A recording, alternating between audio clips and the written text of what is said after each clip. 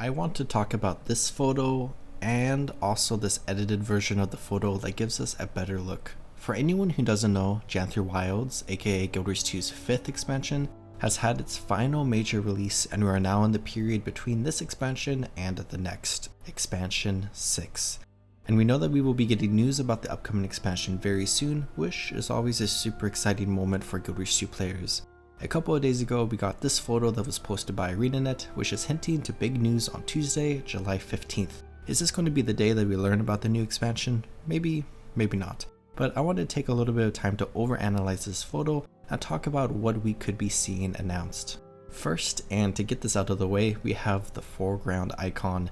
This appears to be some sort of simple trait line icon featuring a musical instrument. The first and easiest assumption to make is that they are announcing a Bard Elite specialization for one of the classes, potentially for Mesmer, which may make a lot of sense. Some people think this may be a new core trait line, which could slot in with any elite specialization for whatever profession gets this, and some people think that this might be announcing a trait line that could be used across multiple professions, so maybe every light armor profession can use a Bard trait line, and we'll see one for medium armor users and heavy armor users as well. I don't have too many thoughts about this specifically, but it is definitely going to be interesting to see how this plays out. If I were to guess, I would say maybe we are getting new elite specializations, because that is what we saw with Guild Wars 2's first 3 expansions, and we only got weapons from the last 2, but maybe since we have only gotten weapons, it would make sense to only get a new trait line or some new utility skills. But a very interesting part about the foreground image is the color scheme with the orangish, purplish, slight reddish action going on. Some people think this might be suggesting the fact that we'll see multiple professions using this trait line, but I don't think that showing the trait line as multiple colors can definitively prove that.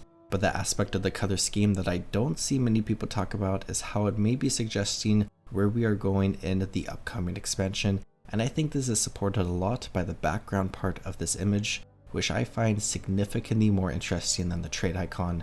There is a lot of speculation about where we may be going based on this image alone. To name a few, I have seen we could be going to Zalana, or back to the Battle Isles, or maybe Dajkah, which is the cut expansion from the original Guild Wars, or the Janthir Wilds, or somewhere else in Cantha, or we could be going to another pale tree somewhere in Maguma.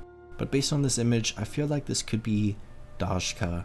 And I'll highlight some other places more in the future as we get more information, and I feel like it's not Dajkah, but let me make my case. The color scheme of the original image is that purple, orangish, reddish, which really brings back the themes and vibes of the Path of Fire expansion, which focused a lot on Alona and the surrounding regions, as well as Balthazar.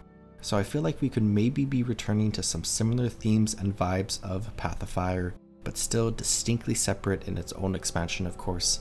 A lot of the trees and foliage give me Crystal Desert and Alona vibes, but then we have this cool looking tree which could suggest something more magical or more intently nature themed is going on, which is why people think this could be Ekovod or related to another pale tree.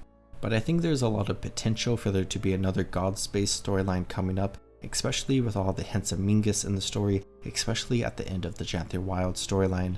So we could see some magical shenanigans going on that has twisted Dajkah a little bit due to the actions of Mingus and the Shadow Army.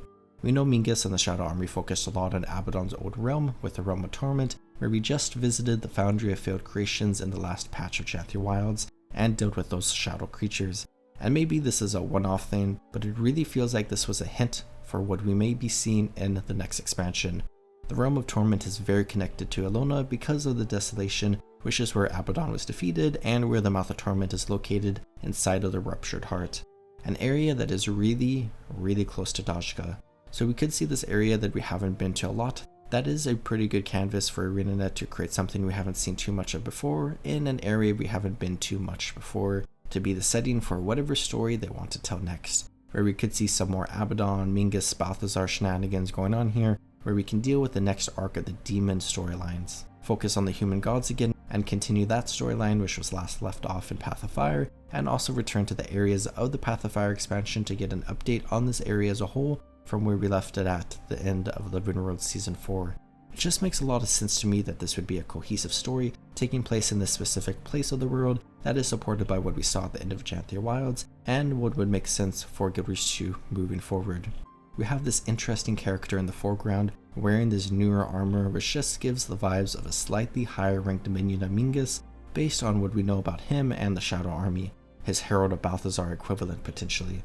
But he also seems to be potentially a friendly force as his sword is stowed and he is approaching the group of people over here. This group who could realistically be anyone, but I noticed the Char, which could be any Char, but also my brain immediately goes to the Omicron, given the fact that the only zone we have explored in Dajkah is the Sandswept Isle, which is where the Omicron have settled. And if we return to Dajkah once again, I would expect that we would be interacting with the Omicron, seeing rocks again, and maybe seeing an update on everything that happened in the Sandswept Isles, like with the Inquest and Awakened. With that, we could also see some Corsair and other Elonian storylines happening in this region as well.